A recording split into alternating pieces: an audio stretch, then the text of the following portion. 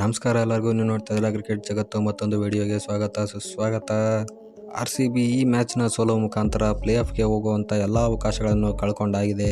ಇನ್ನೇನಿದ್ರು RCB play ಆಫ್ಗೆ ಹೋಗಬೇಕು ಅಂದರೆ ಮಿಕ್ಕಿರೋ 6 ಮ್ಯಾಚ್ಗಳನ್ನು ಗೆದ್ದು ದೇವ್ರ ಮೇಲೆ ಭಾರ ಹಾಕಿ ಕೂತ್ಕೋಬೇಕಾಗುತ್ತೆ ಅಷ್ಟೇ. ಈ 7 ಮ್ಯಾಚ್ ಗೆದ್ದಿದ್ರೂ ಪ್ಲೇ ಆಫ್ಗೆ ಹೋಗೋದು ಒಂದು ರೇಂಜ್ಗೆ ಡೌಟೇ ಇದ್ದಿದ್ದು. ಅದರಲ್ಲಿ ಈಗ ಒಂದು ಚಾನ್ಸ್ನ ಕಳ್ಕೊಂಡು ಆಲ್ಮೋಸ್ಟ್ ಪ್ಲೇ ಆಫ್ನಿಂದ ಹೊರಗಡೆ ಬಿದ್ದಂಗೆ ಲೆಕ್ಕ.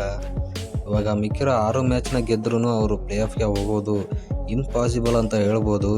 ಇವಾಗಿರೋಂಥ ಟೀಮ್ಸ್ಗಳನ್ನು ಪಾಯಿಂಟ್ಸ್ಗಳನ್ನು ನೋಡ್ತಿದ್ರೆ ಆಲ್ರೆಡಿ KKR RR ಒಂದು ರೇಂಜಿಗೆ ಪ್ಲೇ ಆಫ್ಗೆ ಸೆಲೆಕ್ಟ್ ಆದಂಗೆ ಲೆಕ್ಕ.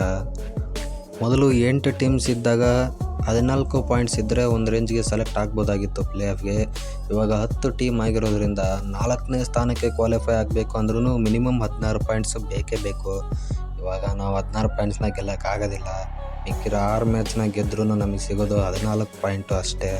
14 ಪಾಯಿಂಟ್ಸಿಂದ ನಾವು ಪ್ಲೇ ಆಫ್ ಹೋಗ್ತೀವಿ ಅಂದರೆ ಅದು ಆಗದೇ ಇರೋವಂಥ ಮಾತು. RCB ಫ್ಯಾನ್ಸ್ ಎಲ್ಲ RCB ಪ್ಲೇ ಆಫ್ ಆಸೆನ ಇಲ್ಲಿಗೆ ಬಿಟ್ಬಿಡೋದು ಒಳ್ಳೆಯದು.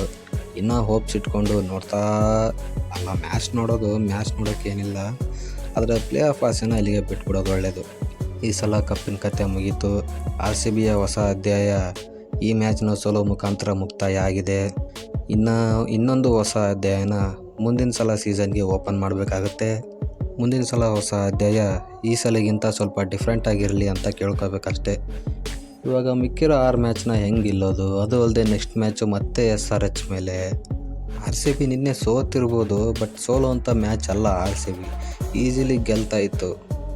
12 ಓವರ್ಸ್ಗೆ ಆಲ್ಮೋಸ್ಟ್ 150 ರನ್ಸ್ ಹತ್ರ ಬಂದಿದ್ದರು RCB ಅವರು. ನಾನು ಅಂದ್ಕೊಂಡೆ 1-2 ಓವರ್ಸ್ ಬೇರೆನೇ ಹೊಡೆದು ಮುಗಿಸ್ಬಿಡ್ತಾರೆ ಅಂತ, ಬಟ್ ವಿಕೆಟ್ಸ್ಗಳು ಕಳ್ಕೊಂಡು RCB ಹಾದಿ ತಪ್ಪಿತು ಅಂತ ಹೇಳ್ಬೋದು ಅಷ್ಟೇ.